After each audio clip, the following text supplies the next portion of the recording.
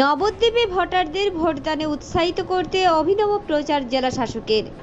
নবদ্বীপ ব্লকের মায়াপুর স্বরূপগঞ্জের ভোটারদের ভোটদানে উৎসাহিত করতে এক বিশেষ সচেতনতা শিবির ও প্রচার জেলা প্রশাসনের।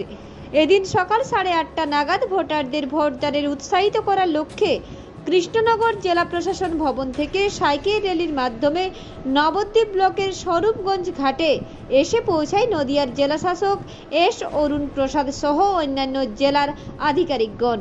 সেখানকার জনসাধারণের সঙ্গে বেশ কিছুক্ষণ কথা বললেন নদিয়ার জেলা শাসক এস অরুণ প্রসাদ।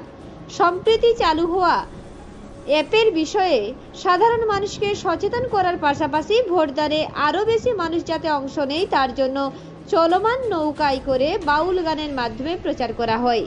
এরপর মায়াপুর হুলোরঘাটের একটি বুথ প্রাথমিক বিদ্যালয়ে বেশ কিছু ভোটারকে নিয়ে একটি সচেতনতা শিবিরের আয়োজন করা হয় জেলা প্রশাসনের পক্ষ থেকে।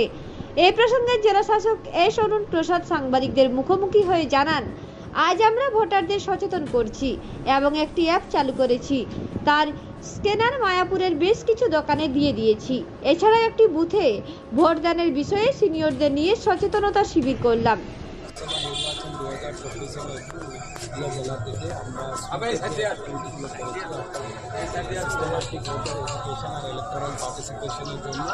আমরা বিভিন্ন অ্যাক্টিভিটি করেছি।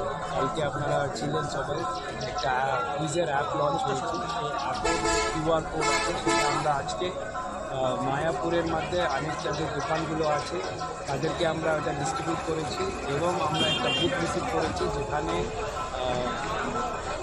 আমরা যে বিভিন্ন লিগ্যাল পদ্ধতির মধ্যে যারা ন্যাচারালাইজ সিটিজেন্স যারা আছে তাদেরকে যারা সিটিজেনশিপ পেয়েছে, ভারতবর্ষের নাগরিকতা পেয়েছে, তারা এবার যারা প্রথমবার ভোটাধিকারটা প্রয়োজন করতে চলেছে তাদেরকে কিন্তু আমরা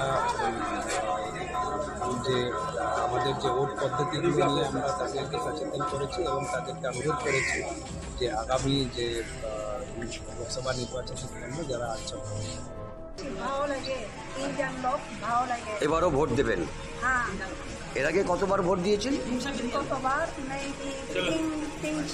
3-4 বার। এবারও ভোট দেবেন, তাই তো? নবদ্বীপ থেকে সমীর দে রিপোর্ট, রূপসী বাংলা মিডিয়া।